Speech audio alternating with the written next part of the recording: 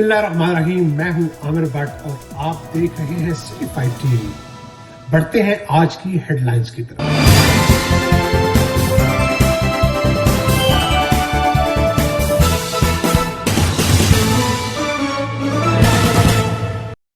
खबर शामिल करेंगे फैसलाबाद से, जहां पर पुलिस स्टेशन रोडाला रोड के एसएचओ शाहिद बन्नू और sub divisional police officer Jaranwala Bilal Sulehria का थाना रोडाला रोड के मुख्तलिफ इलाकों का विजिट। इस सरप्राइज विजिट का बता रहे हैं अखबार हमारे नुमाइंदे मोहम्मद रिजवान आजिज। जी रिजवान, आगाह कीजिएगा।